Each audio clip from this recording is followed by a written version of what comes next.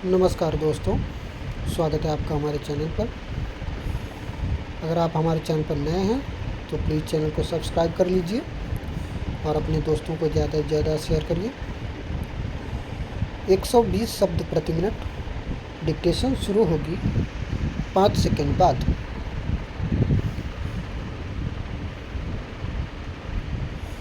उपसभापति जी, मैं निवेदन करना चाहता हूं कि विकास के लिए हम जिस मात्रा में पूंजी लगा रहे हैं उस मात्रा में हमारे देश में उत्पादन में वृद्धि नहीं हो रही है।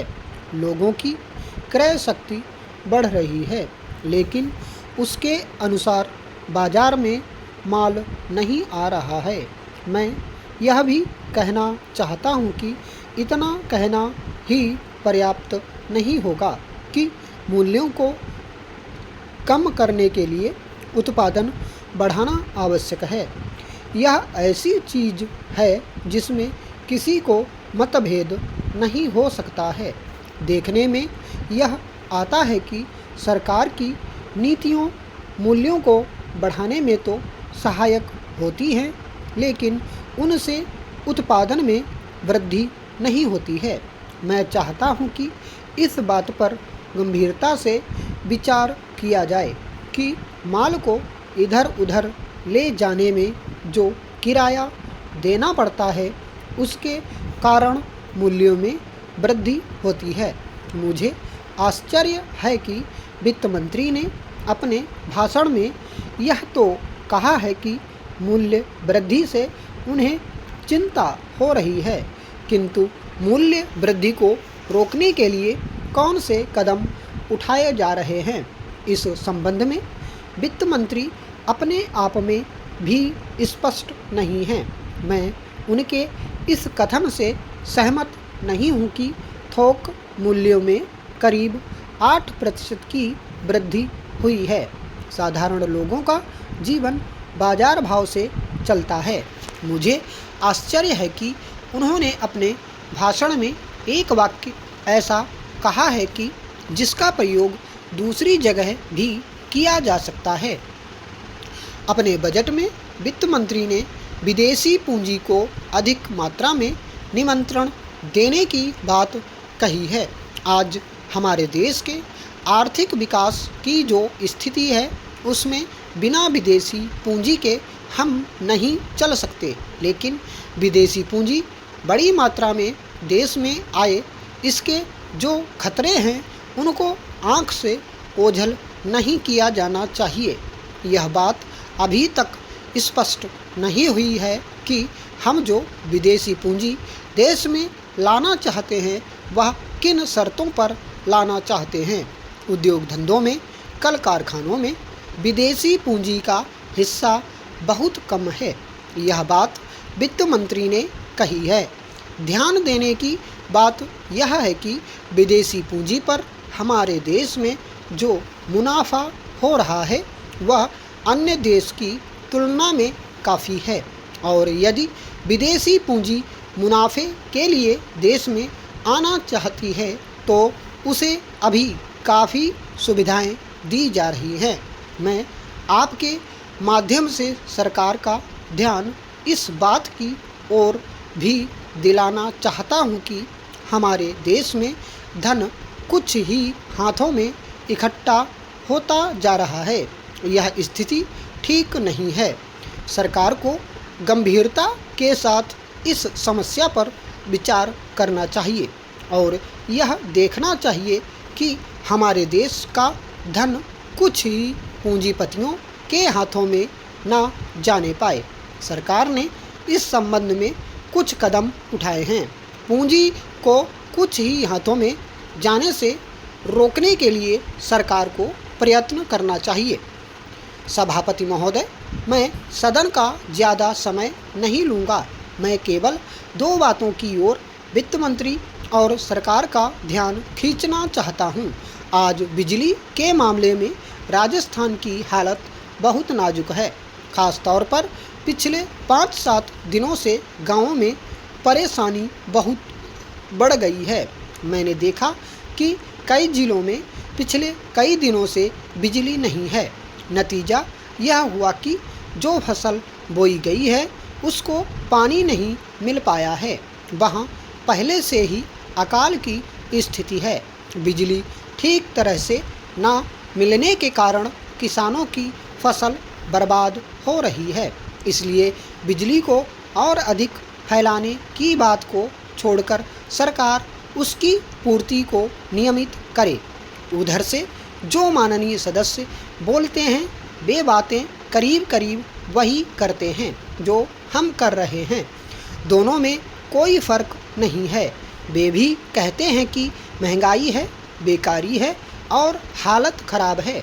सरकार की तरफ से भी हर एक वक्तव्य को इसी वाक्य से शुरू किया जाता है कि उसे विरासत में खराब हालत मिली है जिसे सुधारने में समय लगेगा। मैं निवेदन करना चाहता हूं कि सरकार एक अवधि निर्धारित कर दे कि वह कब इस पहले वाक्य को बोलना छोड़ देगी। हम सरकार का विरोध नहीं करेंगे। वह हमको भाषण लिखकर दे और बता दें कि हम क्या करेंगे। हम वैसे ही इस सदन में और बाहर जनता के सामने बोलेंगे, लेकिन वह देश की हालत को सुधारे। आज चारों तरफ हालत बिगड़ रही है। आज गाँवों में कोई व्यवस्था नहीं है।